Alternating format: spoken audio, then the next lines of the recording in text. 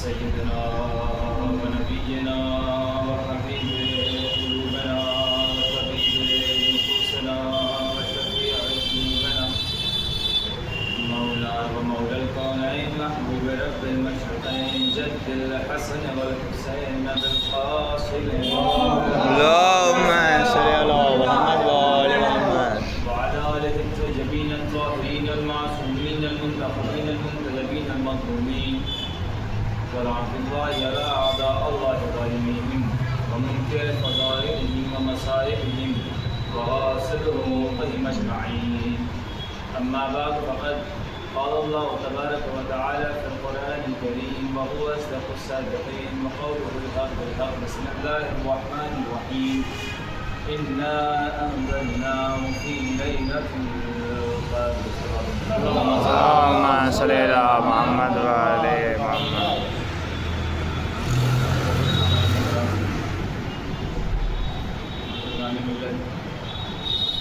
چونکہ مجلس اختصاری ثواب کے حوالے سے آئین کی گزارش کی مرتبہ سورہ حمد اور 3 مرتبہ سورہ توحید تلاوت فرما کر مرحومہ سیدہ زیدی بنت علی نبوت کو گزارش.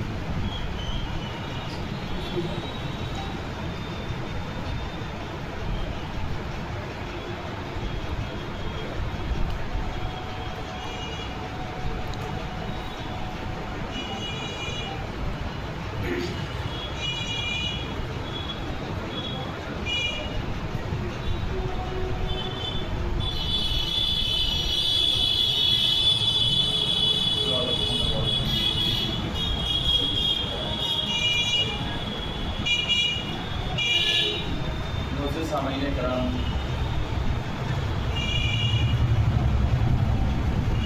یہ اللہ کا شرف ہے، پروردگار کا شرف ہے جو اس منبر سے خطاب کرنے کا شرف حاصل ہوا. لیکن طریقہ کار تو یہ ہونا چاہیے تھا کہ جس نے مجلس کے لیے کہا ہو اس کا شکریہ ادا کیا جائے. یہ آپ کا شکریہ کہ آپ نے مجھے اس لائق سمجھا کہ میں مجھے سے بتا کروں. یہ آپ کا شکریہ کہ آپ نے منع نہیں کیا. لیکن ہم شکریہ کس کا ادا کر رہے ہیں؟ پروردگار کا. پروردگار تیرا شکریہ کہ تو نے مجھے اس لائق سمجھا کہ اس منبر پہ آ کے کچھ جملے کروں.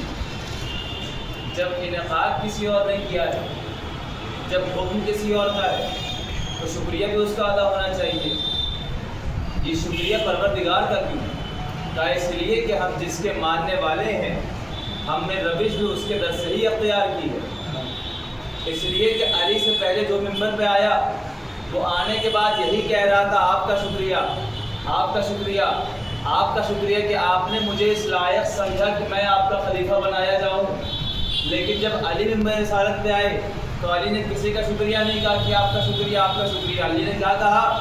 الحمدللہ الذی قد رجع الحق الى مکانہ، کہ اے پروردگار تیرا شکریہ کہ تو نے حق کو اس کی جانب پلٹا دیا. یا نہیں اب تک آنے والے کہے تھے سبحان اللہ، سبحان اللہ. شکریہ، آخر آپ اللہ کا شکریہ کیوں ادا کر رہے ہیں؟ عجب نالی آواز دیں، جسے لوگوں نے بنایا وہ لوگوں کا شکریہ ادا کرے گا. واہ واہ واہ، سبحان اللہ، سبحان اللہ، سبحان اللہ. اللہم صل علی محمد وآل محمد. جسے لوگوں نے بنایا وہ لوگوں کا شکر ادا کریں گے، جسے اللہ نے بنایا وہ اللہ کا شکر ادا کرے گا. گویا منبر کہ جہاں پر آ کر کوئی اگر ضعیف بھی ہو تو اسے قوت عطا ہوتی ہے، گنگوں کو زبان عطا کی جاتی ہے، بے بصیرت کو بصیرت والا بنا کے بھیجا جاتا ہے۔ یہ اس فرش کی تو عظمت ہے، یہ اس در کی عظمت ہے۔ ہم اور آپ جو روزانہ اس فرش اعضاء پر آ رہے ہیں، ہمیں لگتا ہے کہ بہت کم تعداد ہے یہاں پر، کیونکہ ہم اپنی ظاہری آنکھوں سے دیکھ رہے ہیں، لیکن اگر انسان اس فرش کی عظمت کو سمجھ جائے تو پھر وہ چاہے گا کہ یہاں تک پہنچا جائے۔ اس لیے امام علی کی ایک حدیث ہے کہ جب انسان کو کسی چیز کا علم نہیں ہوتا ہے تو وہ اس کی مخالفت کرتا ہے۔ مثال کے طور پر جو اللہ کو نہیں جانتا وہ اللہ کی مخالفت کرے، جسے معرفت نہیں مخالفت کرے گا، جسے اسلام کی معرفت نہیں اس کی مخالفت کرے گا۔ جسے اس فرش کی عظمت کا پتہ نہیں ہے وہ اس فرش تک نہیں آنا چاہتا، اسے لگتا ہے کہ ہماری کوئی فارمیلٹی ہے، کوئی ہم ایسا کام کر رہے ہیں، ٹھیک ہے وقت نکلا چلے جائیں گے نہیں جائیں گے، لیکن اسے پتہ چل جائے کہ اس کی عظمت کیا ہے پھر وہ اس کی مخالفت نہیں کرے گا، بلکہ اس کے دل میں خواہش ہوگی یہاں تک آیا جائے۔ ورنہ اتنا بتائیے انصاف سے کون سا ایسا انصاف پسند، کون سا ایسا عقل مند مسلمان ہے جو نبی کے ساتھ نہیں بیٹھنا چاہتا، جو فرشتوں کے ساتھ نہیں بیٹھنا چاہتا، جو اولیاء کے ساتھ نہیں بیٹھنا چاہتا؟ اس فرش کی عظمت تو یہی ہے نا کہ انبیاء بھی تشریف لاتے ہیں، اوصیاء بھی تشریف لاتے ہیں، اولیاء بھی تشریف لاتے ہیں، تو کون سا ایسا مسلمان ہے جو نبی کے ساتھ نہ بیٹھنا چاہے؟ لہٰذا ہمارے دل میں شکوہ تھا کہ ہم نبی کے ساتھ نہ بیٹھ سکے، ہم نبی کی صحبت میں نہ آ سکے، لہٰذا اللہ نے ہمیں ایک ذریعہ دیا کہ تم آج کے دور میں غائبانہ طور پر اگر نبی کی ہم نشینی اختیار کرنا چاہتے ہو، اگر ائمہ کی ہم نشینی اختیار کرنا چاہتے ہو، اگر فرشتگان کے ساتھ بیٹھنا چاہتے ہو، اس در پہ آ جاؤ، یہاں نبی بھی مل جایا کرتے ہیں، یہاں اولیاء مل جاتے ہیں۔ واہ واہ واہ، سبحان اللہ سبحان اللہ سبحان اللہ، ایک صلوات محمد اللہم صلی علی محمد و آل محمد، سبحان اللہ۔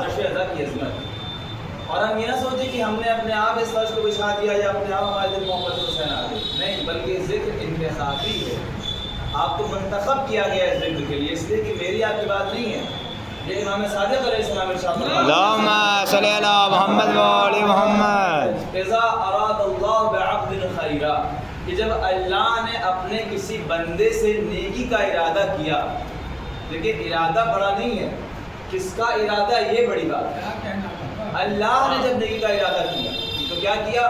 پھر اس بندے کے دل میں محبت حسین ہوتا ہے۔ یہ ارادہ ہمارا آپ کا نہیں ہے کہ ہم نے اس فرش کو بچھایا، ہم مزاداری کر رہے ہیں، یہ ارادہ پروردگار کا ہے، گویا اللہ کا تحفہ ہے ہماری جانب۔ اور تحفہ کسے دیا جاتا ہے؟ تحفہ ہم کسی کو تب دیتے ہیں جب اس سے راضی ہیں۔ اس کا مطلب اگر پروردگار ہمیں تحفہ دے رہا ہے تو پروردگار ہم سے راضی ہے، یعنی میں کہہ سکتا ہوں کہ اب کوئی اور رضی اللہ ہو یا نہ ہو، ہر حسینی رضی اللہ ضرور ہے۔ واہ واہ واہ، سبحان اللہ سبحان اللہ، اللہم صلی علی محمد و آل محمد۔ یہ رضامندی کی ایک سند ہے ہمارے لیے، یہ اس فرش کی عظمت، اور اس فرش کی عظمت میں کیا کیا باتیں بیان کی روایات میں کہ فرشتے اس در پہ آتے بھی ہیں، اور جب یہاں پر آ کے فرشتگان واپس جاتے ہیں عرش کی جانب تو عرش کے فرشتے سوال کرتے ہیں کہ یہ بتاؤ تمہارے پروں سے ایک مخصوص قسم کی خوشبو آ رہی ہے، تم آخر کہاں سے آ رہے ہو؟ تو کہا ہم فرش عزائے حسین سے آ رہے ہیں۔ کمال کی بات یہ نہیں کہ وہاں خوشبو محسوس کی جا رہی ہے، کمال کی بات یہ خوشبو کہاں محسوس کی جا رہی ہے۔ کیا کہتے ہیں فرشتے؟ ہم فرش عزائے حسین سے آ رہے ہیں، لہٰذا ہمارے پروں سے عزائے حسین کی خوشبو آ رہی ہے۔ خوشبو کا محسوس کرنا کمال نہیں ہے، خوشبو کہاں محسوس کی جا رہی ہے؟ عرش پہ محسوس کی جا رہی ہے۔ کون سے عرش پہ؟ جنت کے فرشتے محسوس کر رہے ہیں، گویا اس مقام پہ کہ جہاں پر دنیا کی تمام خوشبوئیں نثار ہوں، اس مقام پہ اگر کوئی خوشبو محسوس کر لی جائے تو کوئی عام خوشبو تو نہیں ہے۔ کہاں سے آ رہا ہو؟ فرش عزائے حسین سے آ رہے ہیں۔ کہاں مجلس ہو رہی ہے، کہانی ختم ہو گئی۔ کہاں کس مقام پہ ہو رہی تھی؟ پھر روایات کہتی فرشتگان عرش سے آتے ہیں اور آنے کے بعد اپنے پروں کو اس فرش عزائے حسین سے مس کرتے ہیں۔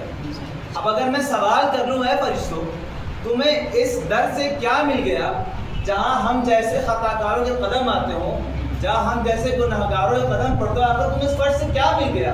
تو فرشتے کیا جواب دیں گے؟ تم نے غور نہیں کیا، اگر پروں میں توانائی چاہیے تو اس در پہ آنا پڑتا ہے۔ واہ واہ واہ واہ، پروں میں سبحان اللہ سبحان اللہ، تو اس فرش عزائے حسین سے اپنے آپ کو مس کرنا پڑے گا۔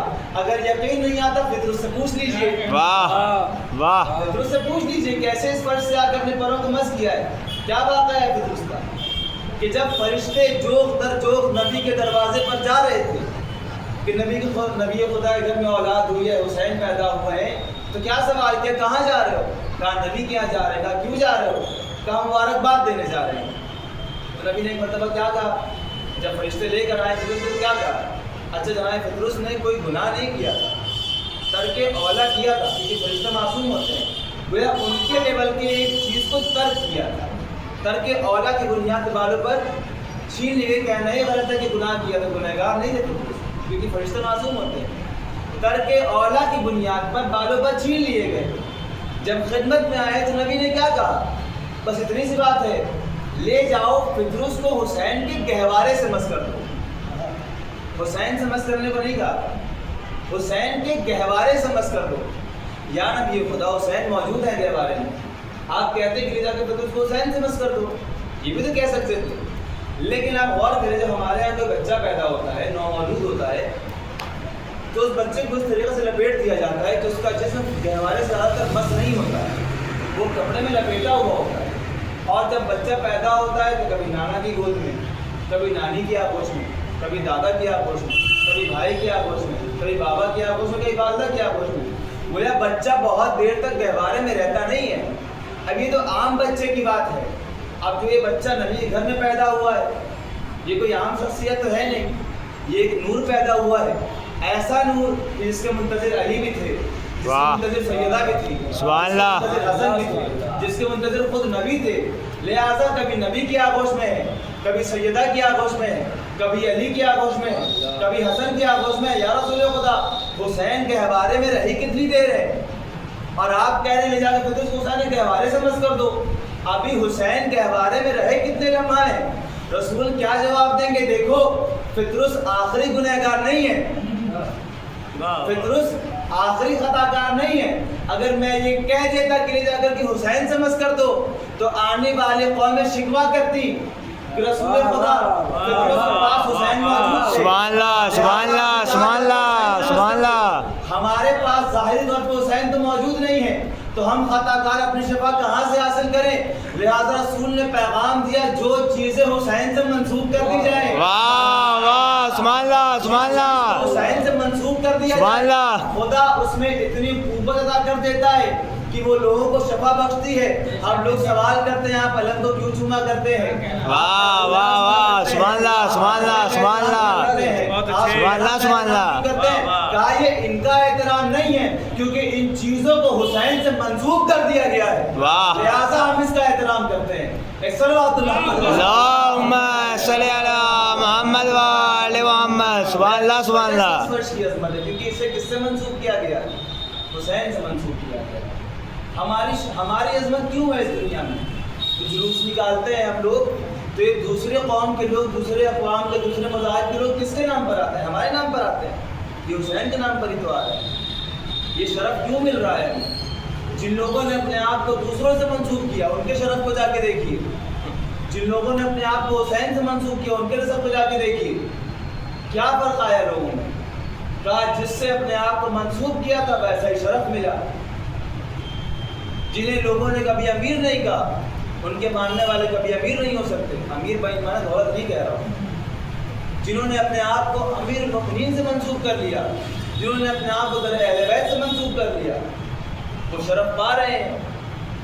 کیونکہ ہم نے نہ اپنے ماضی کی فکر کی نہ اپنے مستقبل کی فکر کی. کیوں؟ کیونکہ ہم نے اپنے ماضی کو بھی ان سے منسلک رکھا، ہم نے اپنے مستقبل کو انہیں ہاتھوں پہ چھوڑ رکھا ہے. لہٰذا شرف والے. میں نے جس آیت کو پیش کیا خدمت میں آپ کو، وہ سورہ قدر کی پہلی آیت. کیا تھا پروردگار نے؟ انا انزلناہ فی لیلۃ القدر، کہ ہم نے نازل کیا. کیا نازل کیا؟ کہا قرآن کو نازل کیا. تفسیر میں قرآن کو نازل کیا. کب نازل کیا؟ کہا شب قدر میں نازل کیا. قرآن کا ہم سے رابطہ کیا ہے؟ قرآن کس لیے آیا ہے؟ ہدایت کے لیے آیا ہے. گویا قرآن کا ہم سے رابطہ ہے گفتگو کرنے کا، ہدایت کرنے کا، کیونکہ بنا گفتگو ہدایت تو ہو نہیں سکتی. گویا قرآن ہدایت کے لیے آیا ہے، قرآن گفتگو کے لیے آیا ہے. تو آپ کوئی شخص قرآن پڑھ کے کھڑا ہو جائے اور یہ کہے کہ مجھے قرآن میں کچھ نظر ہی نہیں آیا، کیا اس کی ہدایت ہوگی؟ نہیں ہو سکتی۔ مجھے ہدایت کے لازم کیا ہے؟ لوازمات میں سے یہ ہے کہ ہدایت کے لیے کوئی ایسا کردار ہو جو خارج میں موجود ہو۔ مثال کے طور پر اگر قرآن کہہ رہا ہے کہ نماز پڑھی جائے تو ہمیں چاہیے کوئی کردار ہو جو نماز پڑھ کے دکھائے۔ اگر قرآن کہہ رہا ہے کہ روزہ رکھا جائے تو کوئی کردار چاہیے جو روزہ رکھ کے دکھائے۔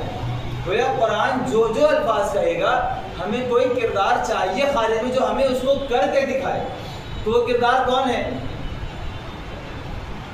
آپ بھی وہ قوم ہیں کہ جن کے پاس قرآن کے ایک ایک آیات کے لیے، ایک ایک لفظ کے لیے ایک ایک کردار موجود ہے۔ اگر قرآن نبع عظیم کہے گا تو آپ جانتے ہیں نبع عظیم کسے کہا جاتا ہے۔ اگر قرآن صراط مستقیم کہے گا تو آپ جانتے ہیں صراط مستقیم کون لوگ ہیں۔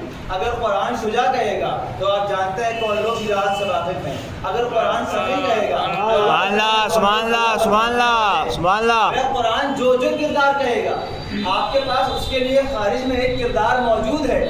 الفاظ تو چھوڑیے، قرآن کے بسم اللہ کے با کے نیچے کے لگے نقطے کے لیے بھی علی جیسا کردار موجود ہے۔ واہ واہ سبحان اللہ، اللہم صلی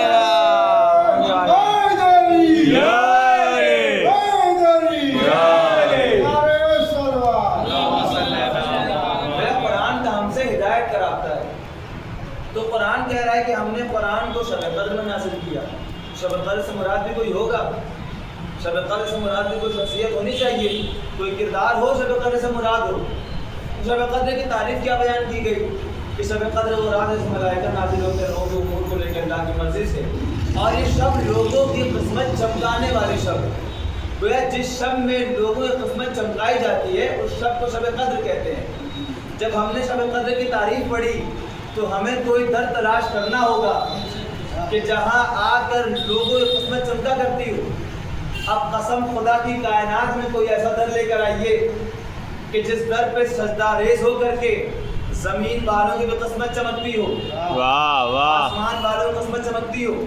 ہمیں در اہل بیت کے علاوہ کوئی ایسا در ہی نہ ملا کہ جہاں سجدہ ریز ہونے کے بعد زمین والے بھی شرف پا جاتے ہوں، عرش والے بھی شرف پا جاتے ہوں۔ نہیں پہنچے وہ تارا کہ جس نے در اہل بیت پہ آ کر سجدہ کیا شرف والا بنا یا نہیں بنا؟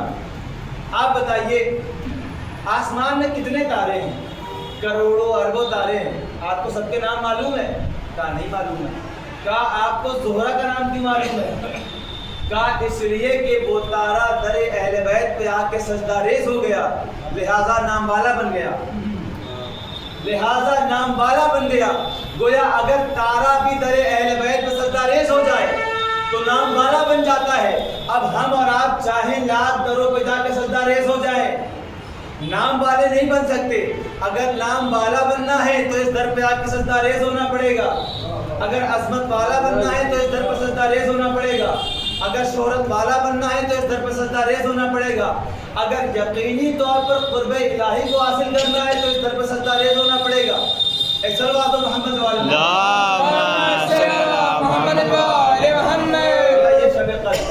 ہم نے قرآن کو شب قدر میں نازل کیا۔ اچھا جب یہ سورہ قرآن کے حوالے سے ہے کہ ہم نے قرآن کو نازل کیا تو تمام آیات جو ہے قرآن کے حوالے سے ہونی چاہیے تھی کہ قرآن کی عظمت یہ ہے، قرآن اتنا عظیم ہے، قرآن ایسی کتاب ہے۔ لیکن پہلی آیت کے پہلے لفظ کے صرف ایک اشارہ جس میں وہ ہے، وہ سے مراد قرآن، اس کے بعد پورے سورہ میں قرآن کا ذکر ہی نہیں ہے۔ آپ پورے سورہ ڈال پڑھیں، پوری سورہ میں صرف شب قدر کا ذکر ہے۔ وما ادراک ما لیلۃ القدر، لیلۃ القدر تم کیا جانو؟ پوری سورہ میں تمام ذکر صرف شب قدر کے حوالے سے۔ پروردگار جب سورہ قرآن کے حوالے سے تھا تو ذکر قرآن کا ہونا چاہیے کہ شب قدر کی عظمت کیوں بیان کی جا رہی ہے؟ عجب نہ آواز پروردگار آئے، دیکھو شب قدر کی عظمت کو بیان کرنا دراصل قرآن کی عظمت کو ہی بیان کرنا ہے۔ اس لیے کہ جب شب قدر کو سمجھ جاؤ گے کہ جب شب قدر اتنی عظیم ہے تو پھر یہ غور کرو جب شب قدر اتنی عظیم رات ہے تو جو قرآن اس شب میں نازل ہوا وہ کتنا عظیم ہوگا۔ واہ واہ، یہ عظمت بیان کر رہے ہیں۔ اب اسی طریقے سے اگر خدا قرآن میں کعبے کی تعریف کرے کہ کعبہ جسے دو نبیوں نے مل کے بنایا، کعبہ جس کی جانب مسلمان حج کرنے جاتے ہیں، کعبہ جس کی جانب مسلمان قبلہ کر کے نماز پڑھتے ہیں، تو گویا خدا کعبے کی تعریف نہیں کر رہا ہے، بلکہ خدا بتانا چاہتا ہے دیکھو جب کعبہ اتنا عظیم ہے تو جو علی اس کعبے کے بیچ میں پیدا ہوا وہ کتنا عظیم ہوگا۔ واہ واہ، اللہم صلی علی محمد و آل محمد۔ گویا یہ عظمت ہے کہ جب کعبہ اتنا عظیم ہے تو جو علی اس کعبے کے بیچ میں پیدا ہوا وہ کتنا عظیم ہوگا۔ گویا ہم نے قرآن کو نازل کیا، کہاں نازل کیا؟ کہا قلب پیغمبر کو نازل کیا۔ قرآن گویا نبی کے لیے ایک معجزہ ہے، لیکن بات تو نہیں، وقت نہیں، بہت باتیں بچی تھی، لیکن بس آخری بات، قرآن نبی کے لیے معجزہ ہے۔ معجزہ سب کو دیا گیا، تمام نبیوں کو دیا گیا، لیکن کسی نبی کا معجزہ باقی نہیں رہا۔ لیکن اپنے آخری نبی کو اللہ نے ایسا معجزہ دیا کہ جو قیامت تک باقی رہنے والا ہے۔ آپ غور کیجیے، جناب داؤد کا کیا معجزہ تھا کہ وہ لوہے کو موم بنا دیا کرتے تھے۔ ابھی میں آپ سے کہوں کہ موم لے کر آئیے جناب داؤد کا، جو انہوں نے لوہے سے موم بنایا، لا پائیں گے آپ؟ نہیں، کہا کیوں؟ کہا اس لیے کہ ان کا معجزہ ان کے ساتھ چلا گیا۔ جناب موسیٰ کا کیا معجزہ تھا؟ ان کو عصا دیا گیا تھا اور ید بیضا، کہ جیسے ایسے لوہے کو تسبیح بن جاتا تھا۔ ابھی میں کہوں کہ عصا لے کر آئیے جناب موسیٰ کو، تو لا سکتے ہیں آپ؟ کہا نہیں، کہا کیوں نہیں لا سکتے؟ کہا اس لیے کہ ان کا معجزہ ان کے ساتھ چلا گیا، لہٰذا تمام انبیاء کا معجزہ ان کے دور نبوت کے بعد ختم ہو گیا، لیکن پروردگار کو اپنے آخری نبی کی نبوت کو قیامت سے ملانا تھا، لہٰذا ایسا معجزہ دیا کہ جو قیامت تک باقی رہنے والا ہے۔ کیا معجزے دیے؟ کہا دو معجزے دیے، اے لوگو میں تمہارے درمیان دو گراں قدر چیزیں چھوڑے جا رہا ہوں، ایک قرآن، ایک اہل بیت، لہٰذا اگر نبی کا معجزہ قیامت تک باقی رہے گا تو نہ دنیا قرآن کو مٹا سکتی ہے، نہ دنیا اہل بیت کو مٹا سکتی ہے، اور دنیا نے دیکھا کہ جو لوگ مٹانے آئے تھے وہ خود مٹ گئے، لیکن نہ قرآن کی عظمت گھٹ سکی نہ اہل بیت کی عظمت کو گھٹا سکے۔ لیکن اتنا پتہ چل گیا کہ قرآن و اہل بیت کو رسول نے ایک بتایا، یہ دونوں ایک برابر ہیں، دونوں ایک ساتھ رہیں گے، حتیٰ کہ حوض کوثر مجھ سے ملاقات کریں گے۔ انسان کی ایک فطرت ہے کہ وہ تعریف پسند کرتا ہے، لیکن انسان کو اگر چیلنج کرتے ہیں تو پسند نہیں کرتا ہے۔ اگر چیلنج کرتے ہیں تو انسان پسند، مثال کے طور پر آپ یہاں سے باہر جائیں، کوئی شخص مجلس میں نہیں آ پائے، اس سے بہت تعریف کرے میری کہ بہت اچھا خطاب کیا، یہ نام تھا، اور یہاں سے ایسا خطاب، ایسے خطاب، تو تعریف تو محسوس کر لے گا میری، تعریف تو وہ مان جائے گا، ٹھیک ہے بہت اچھی بات ہے، لیکن آپ تعریف کرتے کرتے اس حد تک پہنچ جائیں کہ آپ کہتے ہیں کہ ایسی مجلس میں نے کبھی سنی ہی نہیں، آپ وہ برداشت نہیں کریں گے۔ اب تک جو شخص تعریف برداشت کر رہا تھا اب وہ خاموش ہو جائے، کہے گا دیکھو تم نے یہ غلط بات کی۔ اب وہ وہیں کھڑے کھڑے 10 ذاکروں کے نام سنا دے گا کہ ہم نے ان کی مجلس سنی ہے، ان کی مجلس سنی ہے، ان کی کتابیں سنی ہے، بہت بڑے بڑے ذاکر موجود، تم ایسے کیسے کہہ دیتے ہو کہ ایسی کہیں سنی ہی نہیں ہم نے۔ وہ جب تک تعریف ہو رہی تھی وہ سن رہا تھا اس بات کو، لیکن جیسے ہی چیلنج کر دیا گیا اب وہ برداشت نہیں کر سکتا۔ پروردگار نے قرآن میں فقط تعریف نہیں کی ہے قرآن کی، بلکہ چیلنج بھی کیا ہے کہ دیکھو قرآن عظیم کتاب ہے، لیکن اگر کسی میں طاقت ہے تو اس کے جیسی بھی کتاب لے کر آؤ۔ میں نے کہا تعریف محسوس کر سکتا تھا انسان، لیکن چیلنج برداشت نہیں کر سکتا۔ اللہ نے کہا کہ تعریف نہیں کر رہا ہوں فقط قرآن کی، اگر تم چاہو تو اس کے جیسی کوئی کتاب لے کر آؤ۔ اچھا پوری کتاب نہیں لا سکتے، ایک کام کرو، ایک پارے کا جواب لے آؤ۔ کہا نہیں ایک پارے کا جواب بھی نہیں، کہا ٹھیک ہے ایک سورہ کا جواب لے آؤ کم سے کم۔ کہا نہیں سورہ بقرہ بہت بڑے جواب نہیں لا سکتے۔ کہا ٹھیک ہے سورہ کوثر کا جواب لے آؤ۔ کہا نہیں اس کا بھی جواب نہیں ہے۔ گویا خدا نے جب قرآن کے لیے چیلنج کیا کہ اس کے جیسی کوئی کتاب نہیں ہے، تو دنیا والے نہ اس کی بڑی سورہ کا جواب لا سکے نہ اس کی چھوٹی سورہ کا جواب لا سکے۔ میں نے کہا کہ رسول نے بتایا کہ قرآن و اہل بیت ایک برابر ہیں۔ جب لوگ نہ قرآن کے بڑے سورہ کا جواب لا سکتے ہیں نہ قرآن کے چھوٹے سورہ کا جواب لا سکتے ہیں، اب اہل بیت قرآن کے برابر تو دنیا لاکھ چاہے نہ اہل بیت کے کسی بڑے کا جواب لا سکتی ہے نہ اہل بیت کے کسی چھوٹے کا جواب لا سکتی ہے۔ ایک صلوات محمد اللہم صلی علی محمد و آل محمد۔ یہ قرآن ایک معجزہ ہے، اور قرآن کا ایک معجزہ کیا ہے؟ کہا قرآن کا ایک معجزہ یہ ہے کہ انسان قرآن کے ذریعے مردوں سے بات کر سکتا ہے۔ کیا کر سکتا ہے قرآن کے ذریعے سے؟ مردوں سے بات کر سکتا ہے. تو قرآن لے کر چلتے ہیں ہم لوگ قبرستان میں، پاس قبرستان میں لے کے چلتے ہیں اور قرآن کی آیت پڑھتے ہیں، دیکھتے ہیں مردہ بات کر رہا ہے.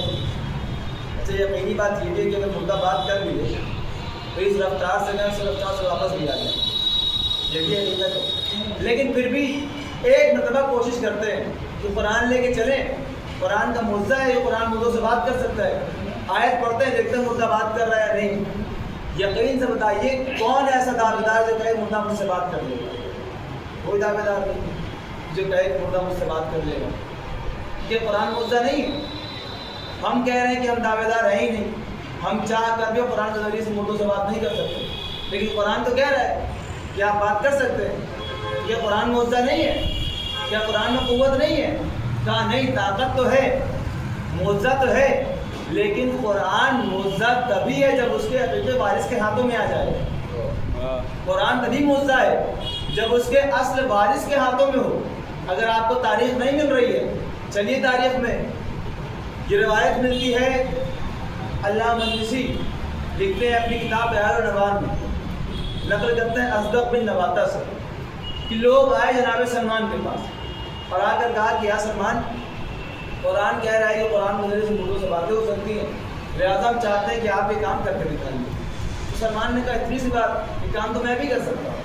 وہ لوگ حیران ہو گئے کہ سلمان ایک صحابی ہو کر کے اور کہہ رہے ہیں کام میں بھی کر سکتا ہوں. کہا ہاں کوئی بڑی بات نہیں ہے. کہا بس ایک شرط ہے کہ تمہیں میرے ساتھ میرے مولا علی کے در پہ چلنا پڑے گا. لیکن سلمان بڑے معرفت ہیں، لے کر گئے ایک مرتبہ امام علی کے در پہ اور لوگوں نے کہا کہ یا علی، یہ سلمان کیسے کیسے دعوے کر رہے ہیں، یہ مردوں سے باتیں کر سکتے ہیں. تو علی مسکرائے، کہا کہ ہاں سلمان بالکل صحیح کہہ رہے ہیں، یہ باتیں کر سکتے ہیں. کہا کیسے باتیں کر سکتے ہیں؟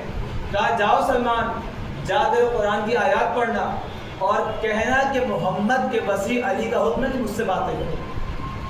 کیا کہا؟ کہ محمد کے وسیع علی کا حکم ہے کہ مجھ سے بات کرو. جب جناب سلمان گئے، جا کر ایک مرتبہ سلام کا، کوئی جواب نہیں آیا.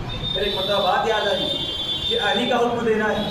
جیسے حکم دیا، سلام جواب سلام آ گیا. اور روایت کہتی ہے کہ فقط ایک قبر سے نہیں آیا، سلمان نے سلام فقط ایک قبر پہ کیا تھا، جواب پورے قبرستان سے آنے لگا. ایک مرتبہ کہا کہ نہیں، سب سے بات نہیں کرنی، فقط ایک سے بات کرنی. سلمان نے بات کر لی، بات کر کے واپس آ گئے.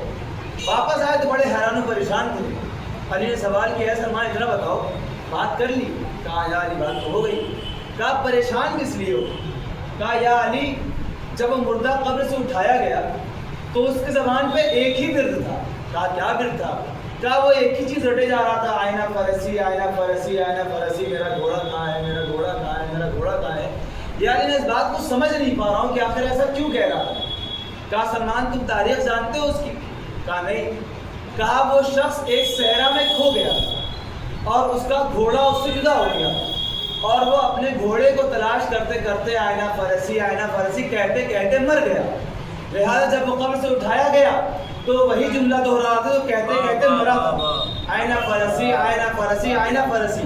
گویا علی یہ پیغام دینا چاہ رہا تھا کہ دیکھو، جو شخص جو کہتے کہتے مرتا ہے، واہ واہ، سبحان اللہ، سبحان اللہ، سبحان اللہ. ہماری مائیں بچپن سے ہمیں یا علی کا ورد کیوں سکھاتی ہیں؟ ہمیں لوریوں میں یا علی کیوں سناتی ہیں؟ اس لیے کہ جب یہ بچہ یا علی کہتے کہتے مرے گا تو جب روز قیامت اٹھایا جائے گا تو یہی ورد ہوگا، یا علی یا علی. واہ واہ واہ، صلوات محمد، اللہم صلی علی محمد و آل محمد. قرآن کے معجزات، لہٰذا بقرہ تو آئندہ مجلس میں بیان کیجیے قرآن کے اور کیا معجزات. بھیا ہم نے قرآن کو شب قدر میں نازل کیا. شب قدر سے مراد کون؟ جناب زہرا کے ساتھ. تو اب ترجمہ کیجیے، ہم نے قرآن کو شب قدر میں نازل کیا. گویا ہم نے آغوش سیدہ میں کبھی حسن جیسے قرآن کو نازل کیا، کبھی حسین جیسے قرآن کو واہ نازل واہ، کیا. سبحان اللہ. پھر کیا کہا؟ وما ادراک ما لیلۃ القدر، کہ تم کیا جانو شب قدر کیا. یوں کہوں کہ تم کیا جانو کہ فاطمہ کیا. یہ شب قدر کی عظمت، یہ قرآن کی عظمت. تو جب یہ ایسا خانوادہ کہ اس کے رسول نے اتنی تعریف کی، زمانے کو کیا چاہیے کہ ان کے فضائل کو سمجھے، ان کی عظمت کو سمجھیں. لیکن تاریخ میں کیا ملتا ہے کہ اسی خانوادے کے ساتھ کبھی در پر آگ لگائی گئی، کبھی علی کو ضرب لگائی گئی، کبھی حسن کو زہر دغا دے دیا گیا. اور ابھی جو محرم گزرا ہے، عاشور تو گزر گئی، حسین کے مسائل عاشور میں ختم ہو گئے، لیکن اصل کربلا اب زینب و سجاد کے لیے، اس لیے کہ خدا کے پیغام کو کربلا تک حسین لے کر آئے ہیں، لیکن حسین کے پیغام کو اب آگے شام و کوفہ کی منزل تک لے جانے والے ذات کا نام جناب زینب و سجاد ہے. اور کیسے کیسے لے گئے ہیں؟ امام سجاد سے جب بھی پوچھا گیا کہ اے امام سب سے زیادہ مسائل کہاں پڑے آپ پہ، امام نے ایک ہی فقرہ تھا، الشام الشام الشام. کہا 3 مرتبہ کیوں کہہ رہے؟ کہا ایک بازار شام، ایک زندان شام اور ایک دربار شام. کہا بازار شام میں کیا ہوا؟ کہا بازار شام میں میری ماں بہنیں بے مغنا و چادر پھرائی جا رہی تھی، بازاریوں کا مجمع تھا. کہا ایک مسائل دربار شام میں. کہا دربار شام میں کیا ہوا؟ کہا شرابیوں کے بیچ میں، کرسی نشینوں کے بیچ میں نبی زادیوں کو بے مغنا و چادر لایا جا رہا تھا. کہا زندان شام میں کیا ہوا؟ کہا زندان شام میں میری 4 سالہ بہن سکینہ مجھ سے رخصت ہو گئی. رخصت ایسے نہیں ہوئی، جب ایک مرتبہ امام قبر کو لحد بنانے گئے ہیں، لحد بناتے وقت امام کے ہاتھ میں زنجیریں ہیں، پاؤں میں بیڑیاں ہیں. ایک مرتبہ ایک بھائی نے اپنے ہاتھوں سے ایک ننھے بہن کی قبر کو کھودا ہے. ایک مرتبہ جیسے غسانہ نے غسل دیا ہے، ایک مرتبہ چیخ مار کے روئی. ایک مرتبہ سوال کیا ہے سجاد اتنا بتاؤ کیا یہ بچی کوئی مریضہ تھی؟ کہا نہیں، اسے کوئی مرض نہیں تھا. کہا جب اس بچی کو کوئی مرض نہیں تھا تو میں جیسے ہی چاہتی ہوں کہ اس کے جسم سے لباس کو الگ کروں، اس بچی کے جسم کے اصل لباس کے ساتھ جدا ہونے لگتے. کہا اس بچی کو کوئی مرض نہیں تھا، ارے اس بچی کو شام سے کوفہ، کوفہ سے شام اتنے تازیانے مارے گئے، اتنا زخمی بدن تھا کہ اس کے لباس اس کے جسم سے پیوست ہو گئے. کہا امام آپ اتنا گریہ کیوں کر رہے ہیں؟ شہادت تو آپ کی میراث ہے نا، آپ گریہ کیوں کر رہے ہیں؟ کہا منحال تم نے انصاف نہ کیا، یقیناً شہادت ہماری میراث ہے، لیکن اے منحال اتنا بتاؤ، ارے ماں بہنوں کا بے مغنا و چادر دیار بدیار پھرائے جانا، کیا یہ بھی ہماری میراث ہے؟